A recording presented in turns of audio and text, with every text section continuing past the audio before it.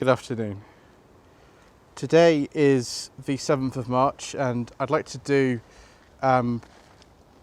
just an ownership report of my mother's 2017 Mercedes-Benz C200 Sport Estate.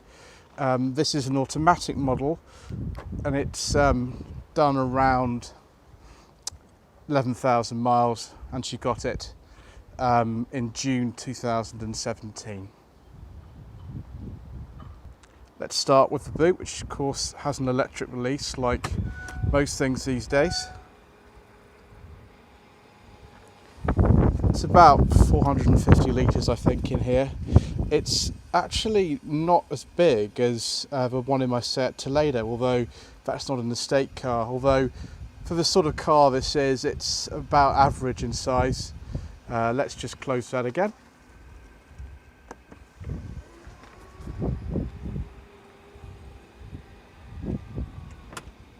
Very nice.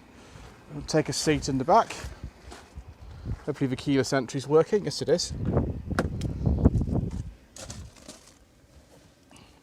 Sorry about the fingers on the lens there.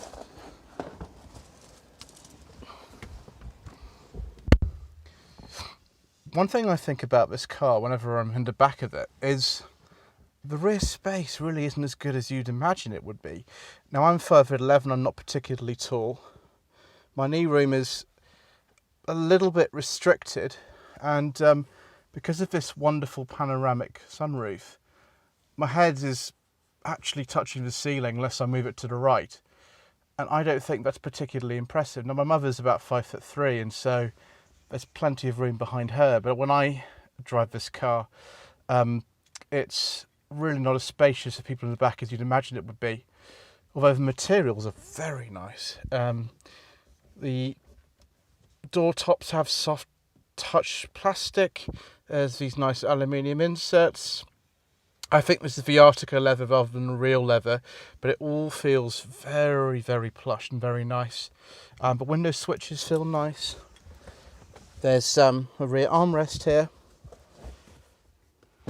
which all folds out nicely with some storage space there. And you even get these fancy cup holders. There's also some climate control vents there. One thing is the glove box, I don't think is particularly big. Otherwise the handbook for the car wouldn't be in there. There are some nice speakers in the back of here. And overall it's quite a comfortable space to sit, just provided you're not too tall. So if we open up the driver's door, I'm going to have to put this into my driving position because my mother's considerably shorter than I am. I do like having standard electric seat adjustment and adjustment for the steering wheel too. You can see that moving very nicely. So let's just take a seat here.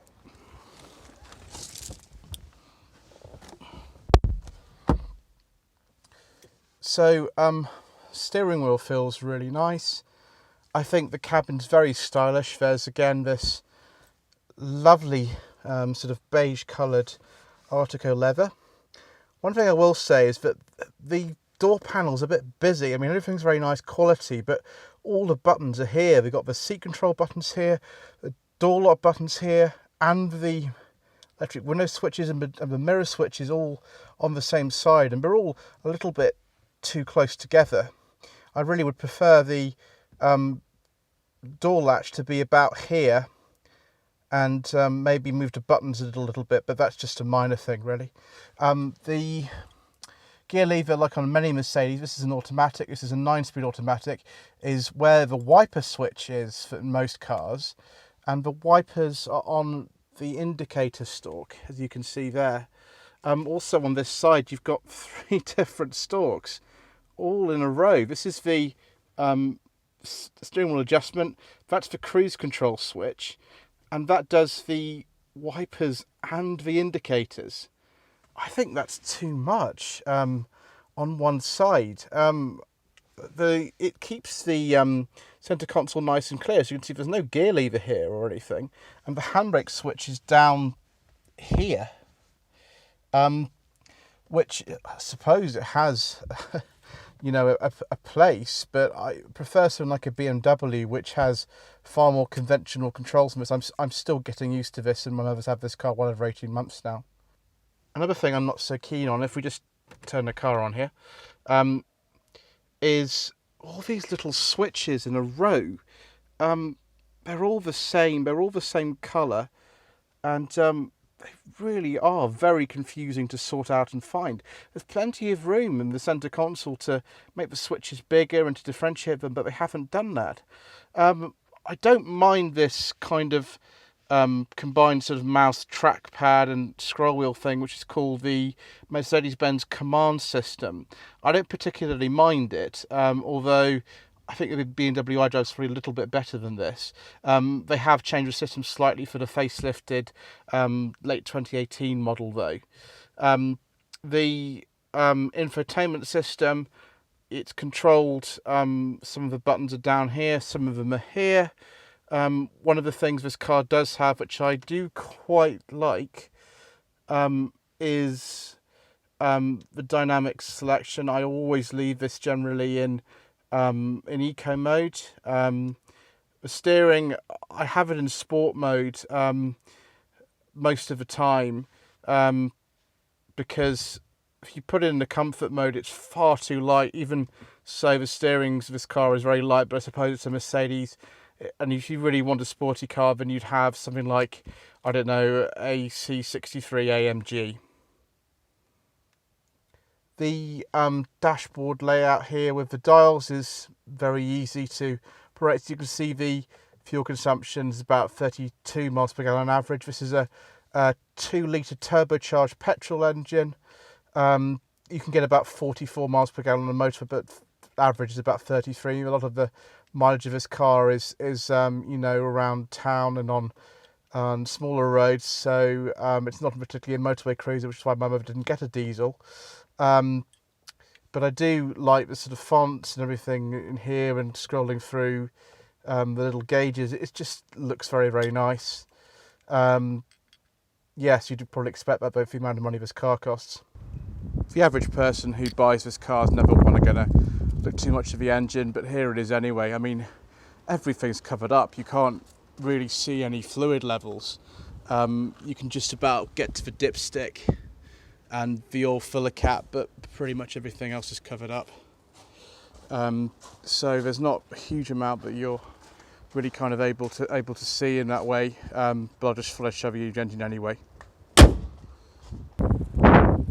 In terms of the styling, I think this is a very elegant car. The sport grille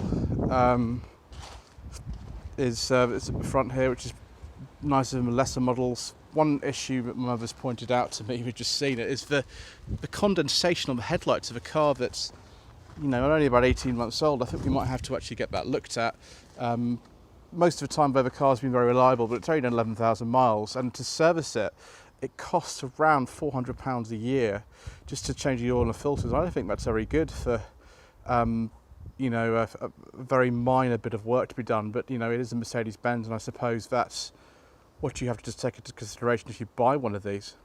So just a little ownership report of my mother's 2017 Mercedes-Benz C200 Sport Estate. It's a pretty good car. It's very comfortable to drive.